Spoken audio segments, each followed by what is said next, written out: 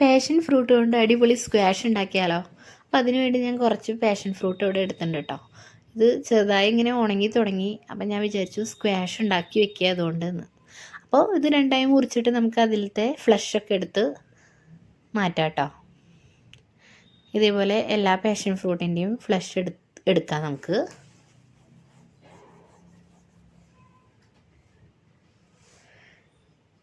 അങ്ങനെ എല്ലാ ഫ്ലഷും എടുത്തതിന് ശേഷം അതൊന്ന് നന്നായിട്ടൊന്ന് ഒരു സ്പൂൺ വെച്ചിട്ട് നന്നായി ഒന്ന് മിക്സ് ചെയ്ത് കൊടുക്കുക.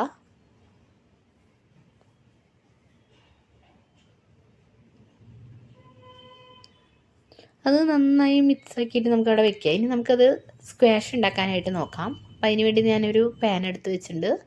അതിലേക്ക് ഇതേ ഗ്ലാസ്സിൽ 2 ഗ്ലാസ് ഷുഗറാണ് ആഡ് ചെയ്ത് കൊടുത്തിരിക്കുന്നത്. പിന്നെ 1 ഗ്ലാസ് വെള്ളം വേണമെങ്കിൽ അല്പം കൂടെ ചേർത്ത് കൊടുക്കാം കേട്ടോ. ഇനി നമുക്ക് ആ ഷുഗറും ഒന്ന് മെൽറ്റായി വരണ വരെ ഒന്ന് വെയിറ്റ് ചെയ്യാം. ഇത് അധികം പണിയൊന്നുമില്ല കേട്ടോ, പെട്ടെന്ന് തന്നെ നമുക്ക് ഉണ്ടാക്കിയെടുക്കാം കേട്ടോ. പിന്നെ പാഷൻ ഫ്രൂട്ടിൻ്റെ സ്ക്വാഷ് കൊണ്ടുള്ള ജ്യൂസ് നല്ല അടിപൊളി ടേസ്റ്റാണ് കേട്ടോ. അത് കുടിച്ചു കഴിഞ്ഞാൽ നല്ലൊരു റിഫ്രഷ്മെൻ്റ് ആയിരിക്കും. അപ്പോൾ ഇത് നമ്മുടെ ഷുഗറൊക്കെ നന്നായി മെൽറ്റായിട്ട് വന്നിട്ടുണ്ട്. ഈ സമയത്ത് നമുക്ക് നമ്മുടെ പാഷൻ ഫ്രൂട്ടിൻ്റെ പൾപ്പ് അതിലേക്ക് ഒഴിച്ചു കൊടുക്കാം. ഇനി ഇതൊന്ന് നന്നായിട്ടൊന്ന് തിളച്ച് വരണം കേട്ടോ. നന്നായി ഒന്ന് തിളപ്പിച്ചെടുക്കണം. അത്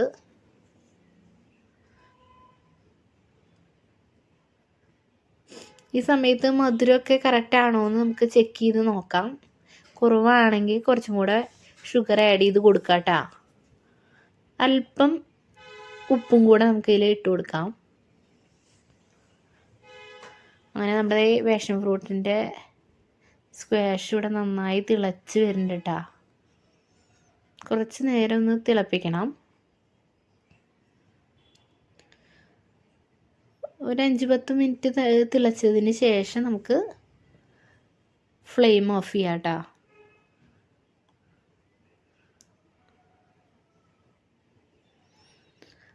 ഇനി ഫ്ലെയിം ഓഫ് ചെയ്തതിന് ശേഷം ഒന്ന് അല്പം കഴിയുമ്പോൾ നമുക്കതിലേക്ക് ഞാനിതിൽ ചേർത്തിരിക്കുന്നത് 2 ചെറുനാരങ്ങയുടെ ജ്യൂസാണ് കേട്ടോ.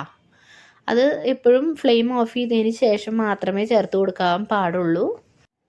അപ്പോൾ പാഷൻ ഫ്രൂട്ട് സ്ക്വാഷ് റെഡി ആയിട്ടാ. ഇതൊരു ബോട്ടിലിൽ വെച്ചിട്ട് നമുക്ക് ഫ്രിഡ്ജിൽ സൂക്ഷിക്കാം.